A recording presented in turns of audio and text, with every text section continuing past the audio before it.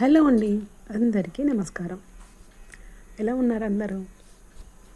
ఈరోజైతే నేను chicken fry చేసి చూపించబోతున్నాను. ఇంకా ఈ చికెన్ ఫ్రై కోసం నేనైతే కాస్ట్ ఐరన్ ప్యాన్లో ఇది వండుతున్నానండి. దీంట్లో ఉండడం వల్ల చికెన్ మాడకుండా చాలా సాఫ్ట్గా ఫ్రై అవుతుంది చికెన్ పీస్ కూడా. ఇంకా నేను ఒకేసారి ఒకవైపు ఏమో చికెన్ ఫ్రై, మరొక వైపు ఏమో చికెన్ గ్రేవీ కర్రీ రెండూ చేస్తున్నానండి. ఈ చికెన్ ఫ్రై కోసం ముందుగా చికెన్ని ఒక 1 అవర్ పాటు సాల్ట్ వాటర్లో నానబెట్టుకోవాలి. ఇలా నానబెట్టుకోవడం వల్ల చికెన్ పీసు చాలా సాఫ్ట్గా ఉడికిపోతుంది, తినడానికి కూడా చాలా బాగుంటుంది. కాబట్టి ఒక 1 అవర్ పాటు సాల్ట్ వాటర్లో నానబెట్టిన తర్వాత శుభ్రంగా చికెన్ కడిగి పెట్టుకోవాలి. ఇంకా చికెన్ ఫ్రై కోసం సన్నగా తరిగినటువంటి ఆనియన్స్, ఇవి కొంచెం ఎక్కువగానే ఉండాలండి. ఒక మీడియం సైజు ఆనియన్స్ ఒక 4 కట్ చేసి పెట్టుకోవాలి. స్టవ్ పైన ప్యాన్ పెట్టుకొని అందులో ఆయిల్ వేసుకొని ఆనియన్స్ వేసి వేయించాలి.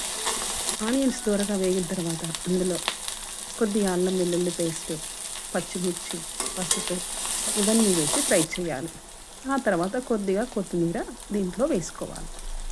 ఇదంతా ఫ్రై అయిన తర్వాత శుభ్రంగా కడిగి పెట్టుకున్నటువంటి చికెన్ పీసెస్ను అందులో వేసి కలుపుకోవాలి.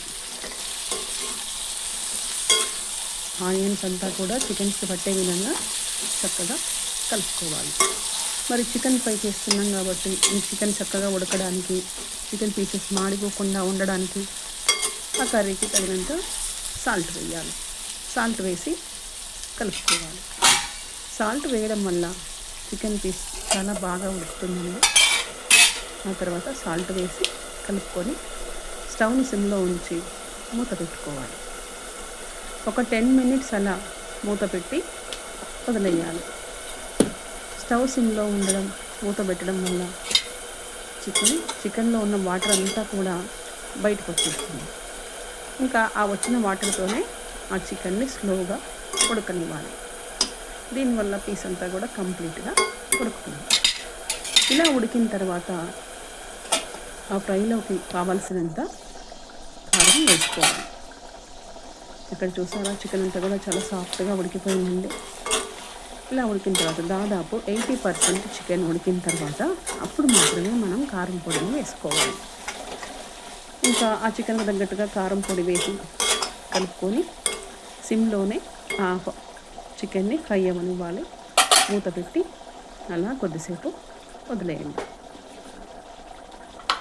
ఈ చికెన్ ఎప్పుడు చేసినా కూడా నేను ఎంతో ఇష్టంగా తింటానండి. ఇంకా ఈ చికెన్ ఫ్రైకి మంచి కాంబినేషన్ ఏంటంటే పచ్చిపులుసు చేసుకున్నాం అనుకోండి, చికెన్ ఫ్రైలోకి చాలా బాగుంటుంది. మీరు కూడా ట్రై చేయండి. ఇలా కారం పొడి వేసుకొని కలుపుకొని మూత పెట్టి ఒక 10 మినిట్స్ పాటు అలా వదిలేయండి. ఇంకా ఆ కారం అంతా కూడా ఆ పీసెస్ కొట్టి కర్రీలో వాటర్ ఏమీ లేకుండా చక్కగా కర్రీ అంతా కూడా ఫ్రై అవుతుందండి.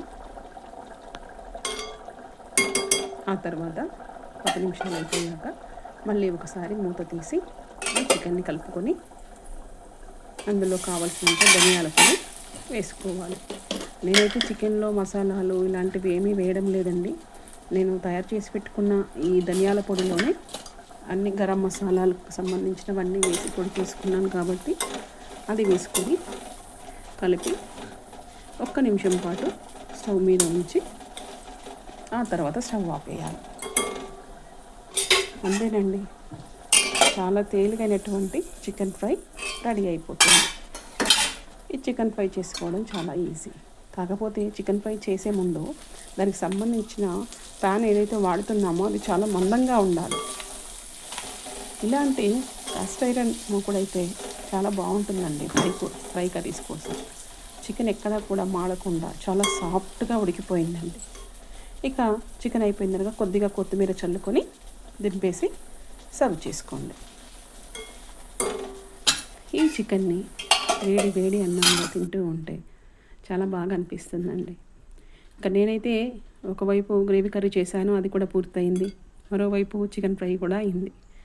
ఈ రెండింటిని కలిపి ఈరోజు నేను లంచ్ ఇస్తున్నాను. వీడియో కనుక మీకు నచ్చినట్లయితే ప్లీజ్ లైక్ చేయండి, షేర్ చేయండి, సబ్స్క్రైబ్ చేయండి. పచ్చిపులుసు